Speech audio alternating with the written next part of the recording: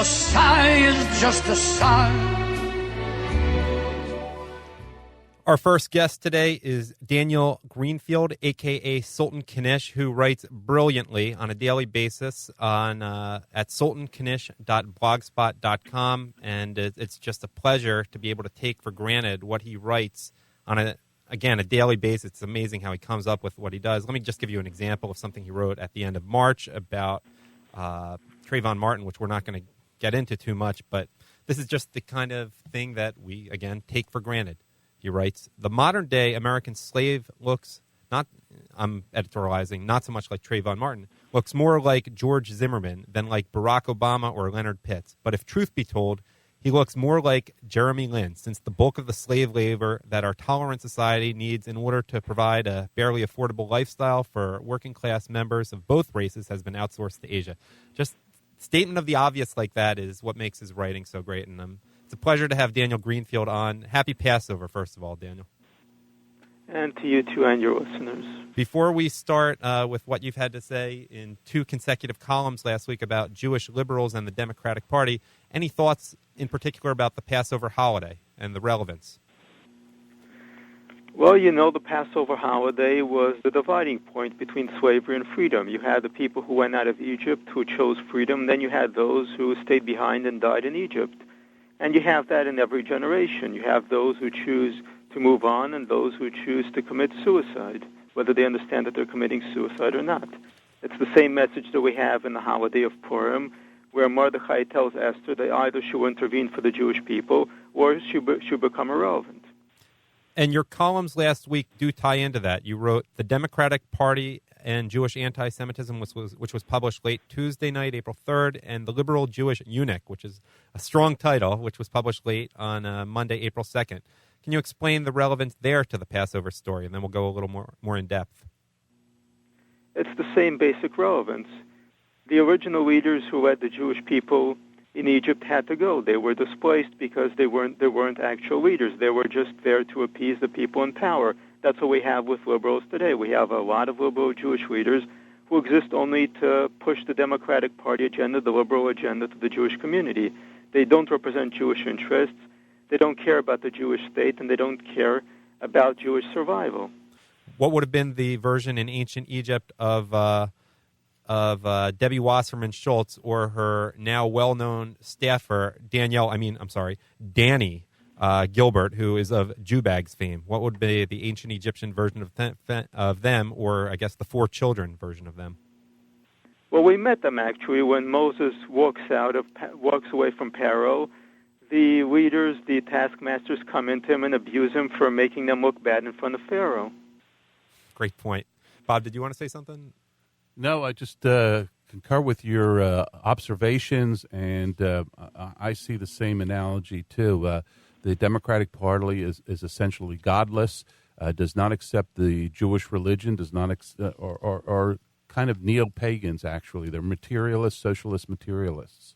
Well, let's go back to what you write about Danielle Gilbert, who, by the way, is the daughter that the DNC hired of real estate owners in South Florida, and the DNC was very much against her hire, but Debbie Wasserman Schultz insisted.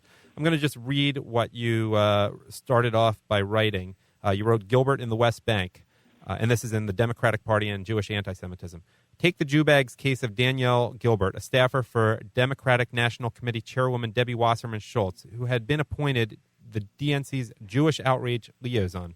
In a social media mishap, Gilbert posed along with her friends in a photo that she captioned Jewbags, and that a friend of hers captioned as Jew Cash Money Team. I mean, they're more clever than we are, of course. But you write, this is the sort of incident that the hip crowd thinks Hebe is a great name for a magazine and Jewcan Sam is hilarious will laugh off. But it's hardly the most offensive thing about Gilbert from a Jewish perspective. It's just a symptom of the problem. Could you elaborate there? Well, what I've found is that she has deep left-wing ties. She has connections to J Street, which is an anti-Israel group that's dedicated to undermining Israel. She has ties to even further left inside Israel, to the left-wing Kibbutz Artzi, which is really pushing a one-state solution. And she's acted more as the liaison to J Street than she has to the Jewish community. interesting you mentioned J Street. There's a group in Philadelphia which I guess likes to be the hip, cutesy, I don't get it, group for young Jewish professionals called Moishe House. And they've been, I noticed on their email that they send out each week, which is written always very cutesy, eunuch-like, I guess, for the males involved. They promoted an upcoming event for J Street in Philadelphia. And it seems like to tie in to exactly what you wrote in those two columns. It's a very major problem because J Street is being mainstreamed across a whole range of organizations. On the one hand, you have the left inserting themselves in seemingly mainstream Jewish organizations and pushing them to the left. And once they're in control, they open the doors to the left. And J Street, and even worse, can come right through, including groups that even more openly support boycotting Israel. Well, we're having hoodie weather here in Philadelphia today, and I liked something you wrote on Friday in your Friday afternoon roundup, which I guess you were getting done right before Passover. You made a great point about how the hoodie, like jeans, is a very useful article of clothing, but the different reactions people had to you when you wore it out, and how it shows the left politicizes everything. Can you tell us a little bit about that? What the left does is it says that everything is political, even the personal is political, which means everything that you do is political. The clothing, now the hoodie has become some sort of protest against white racism, when actually it's just a garment. The left spends a great deal of time complaining about trademarks on clothes, you're in thrall to the corporations. Meanwhile, they're hijacking every piece of identity that they can, and the hoodie is a minor thing, but they're also doing their best to hijack Judaism. Every time they insist that our values are Jewish values, they're hijacking Judaism in the same way. They're politicizing it. And back to Passover, something you wrote in your column from 2 days ago, 100 Broken Mirrors. You wrote something that sort of ties into what I connected to Michael Savage's book. History repeats itself because we repeat ourselves. Systems fail because people fail. The more perfect a system aspires to be, the quicker it rots and comes apart. The wheel spins and the cycle begins again. Can you explain how that ties into what has happened in Egypt? To what happened originally in Egypt or what's happening now? Well, the relevance today as we think about the Passover story and everything we're seeing and what you wrote there. Well, if you think about Egypt, you think about the ancient pyramids, you think about these monumental structures, this kind of grandiose ambition, and you can see the same sort of thing in Washington, D.C., where we're going to build bigger and bigger, but at the same time, all this is built on human misery, and it's all doomed to come crashing down because human arrogance undermines everything. And you see that with Obama. How many trillions of dollars have been spent? How deep has America gone into debt? All this is debt slavery. It's built on debt passed on to the next generation, and that is literal slavery because our children, our grandchildren, our great-grandchildren are enslaved to the spending that's happening now. And that's a great point. This is Bob Guzzardi. Debt slavery. Adam started off with a reference to Michael Savage's book and how the American people, especially the younger people, are being literally enslaved. They have to work by government fiat in order to pay the debts that the government has incurred on behalf of seniors and everybody else. Very, very good point. Thank you. Now, I also want to tie into Easter. You wrote I guess you wrote it on Palm Sunday, Christian blood on Obama's hands, but this Sunday we have another 50 Nigerian Christians dead, and you wrote on April 1st, among all the other issues that occupy our time and attention, we must not forget Boko Haram.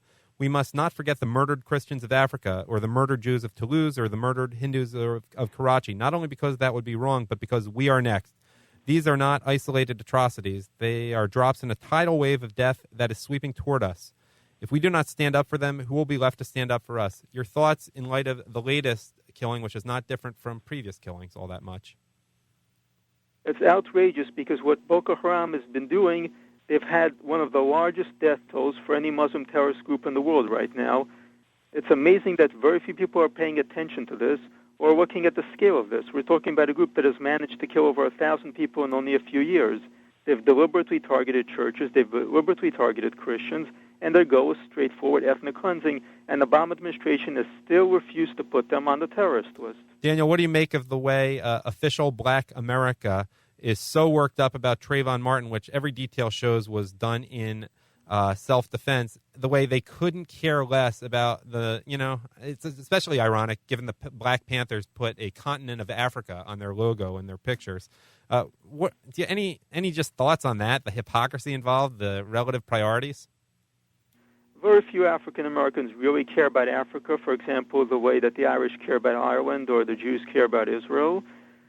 Secondly, this is really not being done for African Americans. It's being done for a small group of black leaders and for Obama, and their interests are completely different. They don't care about Africa. They care about lining their own pockets. So Sudan, Nigeria, they don't care about any of that. Kenya, what they care about is stirring up racial hatred, then pocketing the money.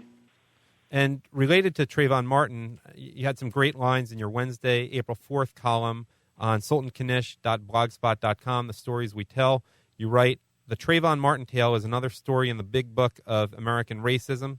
And later you write, it is not a very good story, but it has a power of its own. If you are a black man looking for ways to understand the world, it is a compelling story. If you are an angry hipster, hoodie-clad, drinking and listening to things ironically, but still fuming over more injustices than you can name, this story reinforces your views of the world. Later you say, the details don't properly matter, which is, I guess, helpful to them, given that the details as they come out aren't too helpful for their side.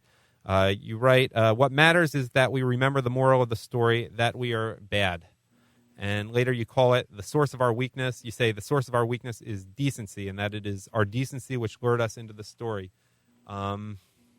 Any thoughts about the development since you wrote that in the Trayvon Martin case? Very little has changed, except that it looks very likely that Zimmerman will be dragged through a slow trial for the political benefit of everybody involved.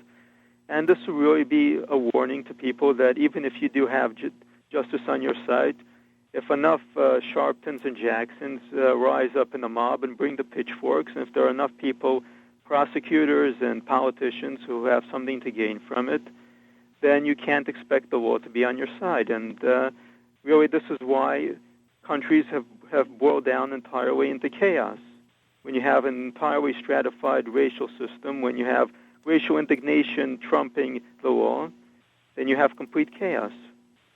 And also, this issue distracts everybody from the debt slavery and from the lack of jobs. The African-American community has suffered more as a result of lack of jobs, even though trillions and trillions have been spent.